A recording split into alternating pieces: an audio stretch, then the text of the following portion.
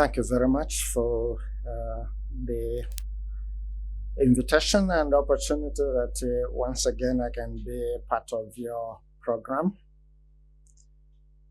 It is therefore my honor and the pleasure this morning to be making this presentation to the distinguished delegates here. As the director has said, the topic of my presentation is Bridging Worlds, Southern Africa, Cultural Diplomacy, and the Shifting Global Order. Southern Africa is redefining its role in the global system and amid a transition from unipolarity to multipolar order.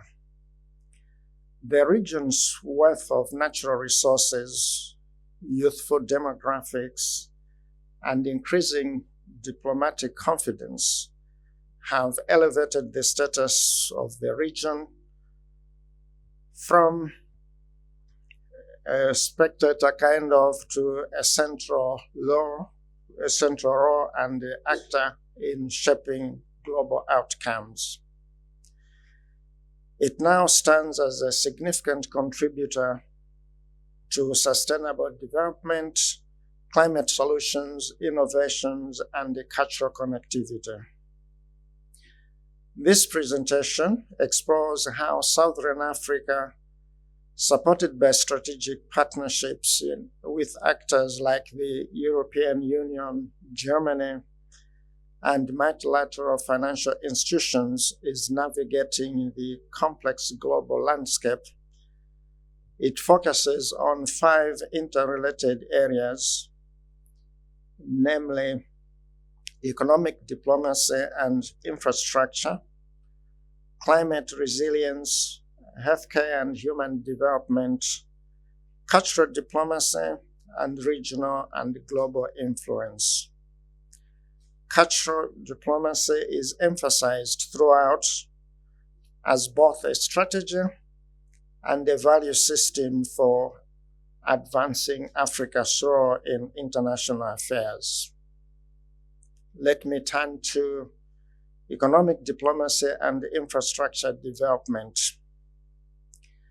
Economic diplomacy in Southern Africa is characterized by efforts to attract foreign investment into the region, modernize infrastructure, and align national priorities with regional development goals.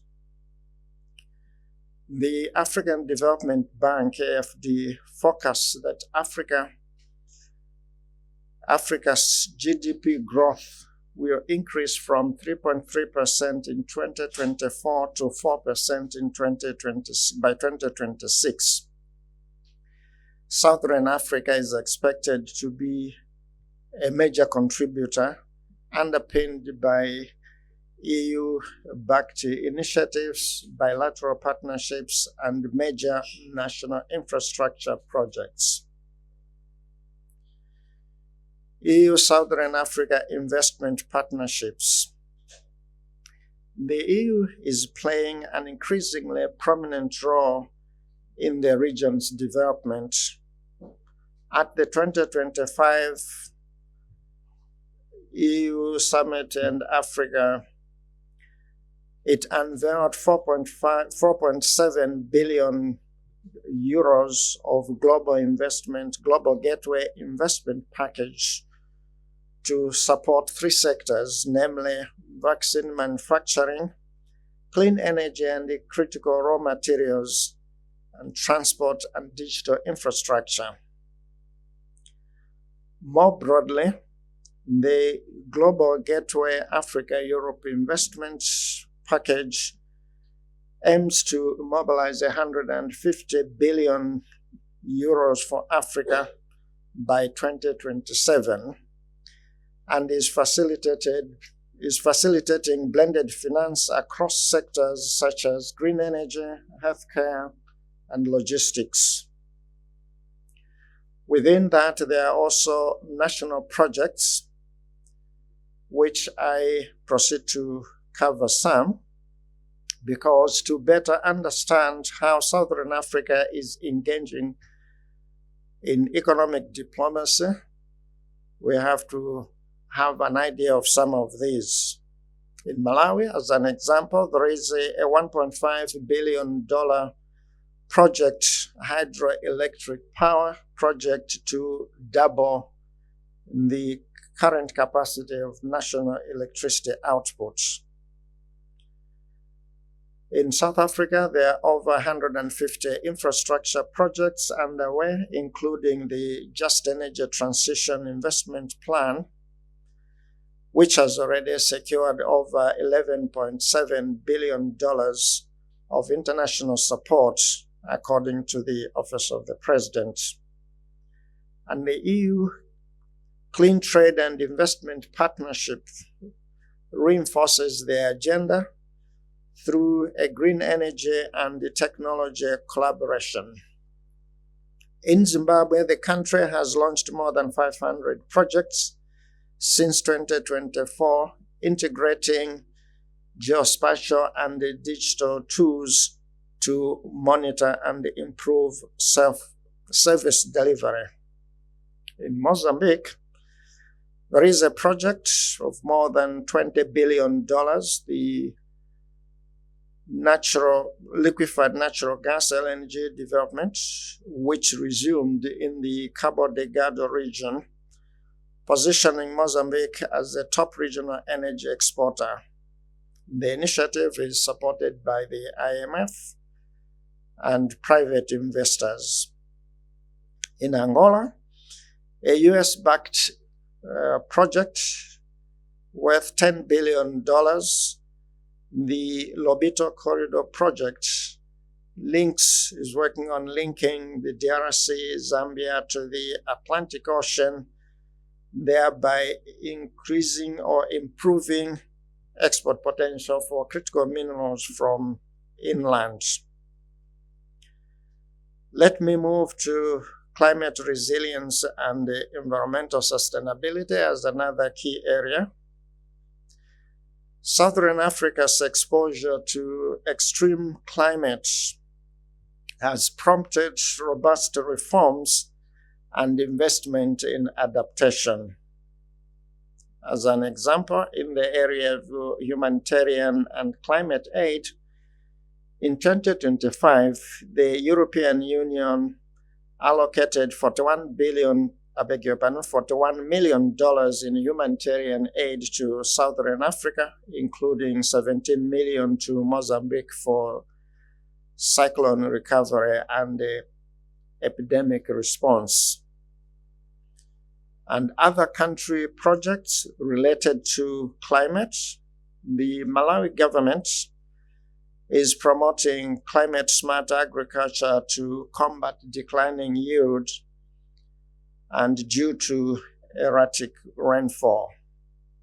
In Mozambique, in the aftermath of Cyclone Freddy, the UN and World Bank are supporting emergency reconstruction and resilience building. In South Africa, in 2024, Climate Change Act established a national framework for emission reduction and adaptation, and the country has attracted over $20 billion in renewable energy investments. In Botswana and Namibia, Namibia's green hydrogen strategy, supported by Germany, and Botswana integrated resource plan is aimed to transform the energy supply by 2036. The SADC Regional Cooperation Services Center is enhancing member states' forecasting and the climate data systems. I'll move on to health and the social development. Southern Africa health infrastructure is evolving with support from global donors and innovative public-private models. As examples, The Global Gateway Health Commitment, the EU has committed over $2 billion to Africa in the health sector from the year 2022, and the program targets to produce 60% of vaccines in Africa by 2040.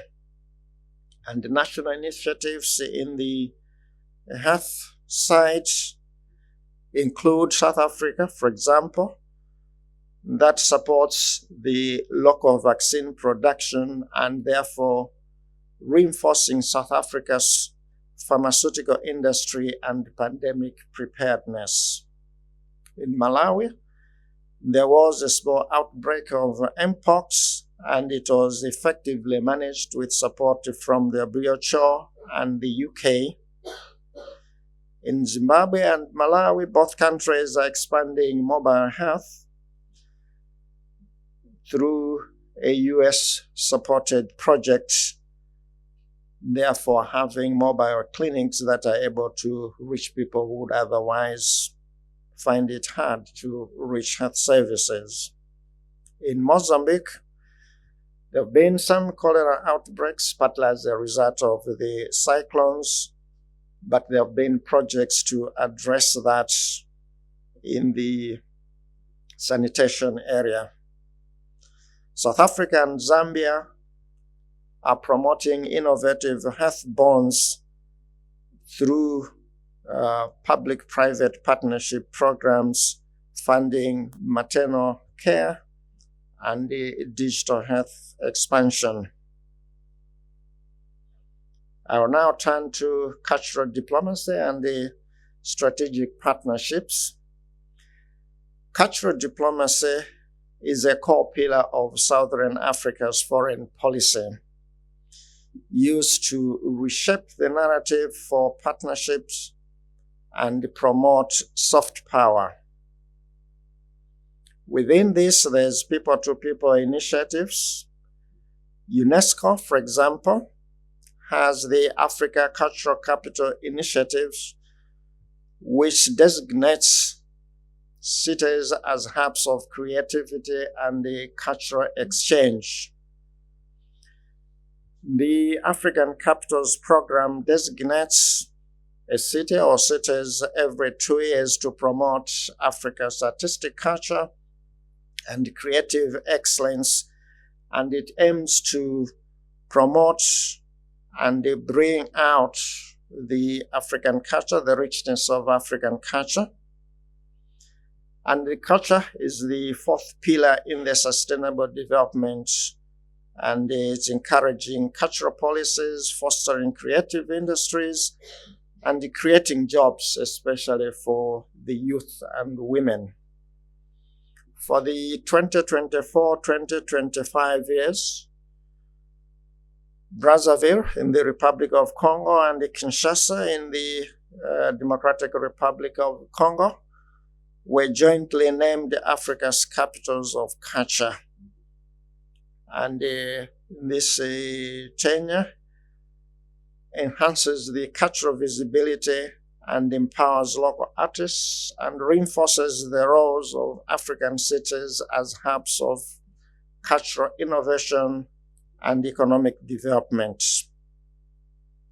Through the EU-AU or European Union, African Union collaboration, civil society and youth and artist networks are supported through dialogue. In bilateral cooperation within that sphere, German's BMZ policy guidelines emphasize equitable partnerships and support for sustainable development, education, and governance.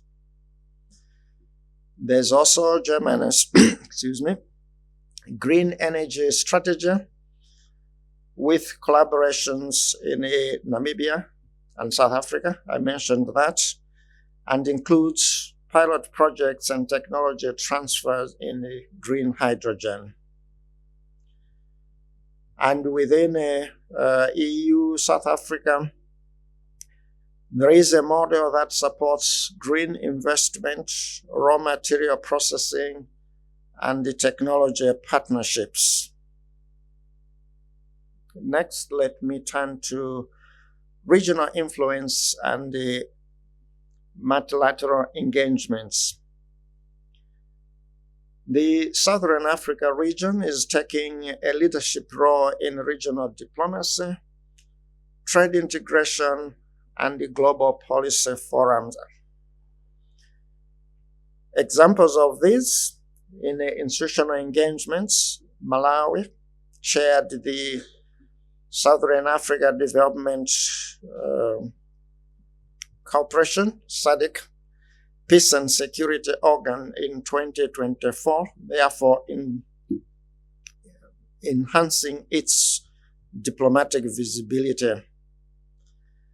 In South Africa, it has remained as a country a vocal representative of African interests in the global forums. More specific examples on that line: South Africa is a member of the BRICS group, and during its chairmanship of the group in 2023, South Africa included other states in summits to promote regional development and economic inclusion. South Africa's membership in BRICS reflects a strategic effort to position itself as both a national actor and a continental representative within the global governance framework. It uses the platform to advocate for greater inclusion of developing countries and the reform of multilateral institutions. At the regional level, South Africa aligns its BRICS engagement with the priorities of Southern Africa Development Community, SADC, particularly in infrastructure, energy, and industrial development. It has a vested interest in ensuring that the benefits that its membership to BRICS brings, they also go to the other countries.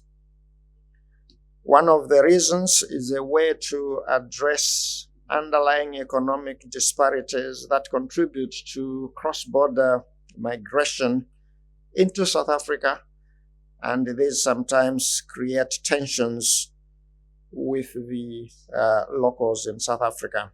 So South Africa has taken a deliberate step to try and spread the benefits of its BRICS and the strong position that it has. At the continental level, South Africa links its participation in BRICS to broader African agendas such as the African Union's Agenda 2063 and the African Continental Free Trade Area. It positions BRICS as a complementary partner in advancing Africa's development goals. As a country, therefore, it remains non-aligned in its policy, but it balances its relations with both the traditional Western partners and the emerging powers. It supports for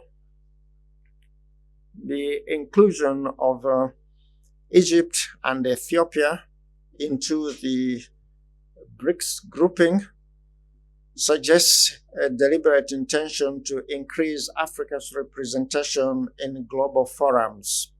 In summary, in this particular area, I'd say that South Africa's BRICS strategy reflects a blend of national interests, regional responsibility, and continental diplomacy, broadening the developmental impact of its global partnership. It also aims to foster regional stability and economic development. I will turn to a key project that's also targeting the area, the fiber optic backbone. The EU-supported project is part of the Global Gateway project and it aims to lay just about 12,000 kilometers of fiber optic in Central and Eastern Africa, with a significant portion of that dedicated to connecting the DRC, Malawi, Mozambique, Zambia, Tanzania, Uganda, Zambia, and Madagascar. And this project aims to extend the coverage of broadband to underserved communities in those countries, and it will directly connect thousands of schools, hospitals, and other public institutions, thereby improving access to digital services, fostering economic and social development, and rural development. The total investment for this one is around 500 million euro, with a part of that 90 million or so as grants to the region. And the project is expected to benefit over 100 million people to get the enhanced quality services, speed, affordability of broadband services. As I draw to the conclusion, I want to bring two perspectives. First, from the Southern Africa side, that Southern Africa is reshaping its role in the changing global order by aligning domestic reforms with the strategic partnerships. While challenges remain, such as health inequities, infrastructure bottlenecks, and the climate risks, the region is charting a new course grounded in economic diplomacy, sustainability, and the soft power, cultural soft power. The EU, Germany, and the other multilateral institutions have shown commitment through substantial financial packages, while the region itself has demonstrated political will and strategic clarity.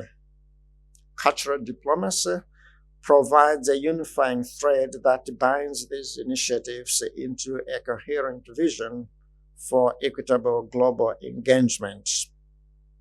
On the other side, I want to present the Africa's view or perspective of experts on how the European side is doing.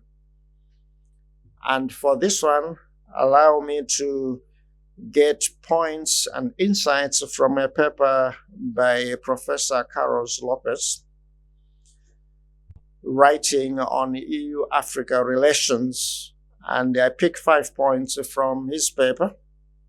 Firstly, he points out that the relationship between the EU and Africa is still unequal, with the EU tending to approach Africa from a position of superiority, treating the continent as a recipient of aid rather than a true partner.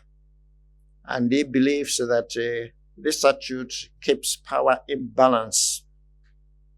Secondly, he criticizes the EU's focus on bilateral partnership agreements with individual African countries. According to him, this undermines Africa's efforts towards economic integration, especially the Africa Continental Free Trade Area, by weakening the continent's collective bargaining power. Thirdly, he argues that Africa's economic potential is consistently undervalued.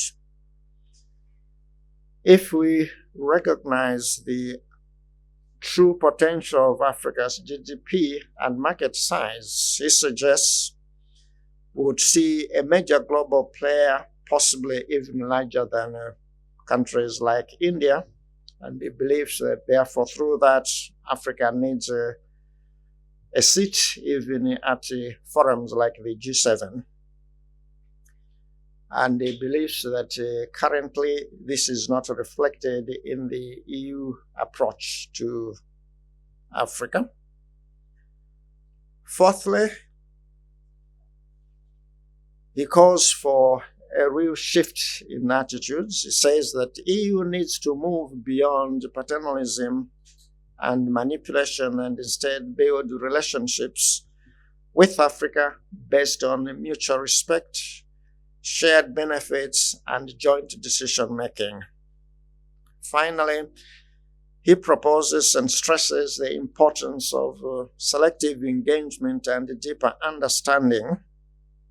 He argues that Europe should develop a more nuanced grasp of Africa's diversity and ambitions, and at the same time, Africa should be more strategic in the partnerships and aid it accepts, making sure that these align with its own long-term interests.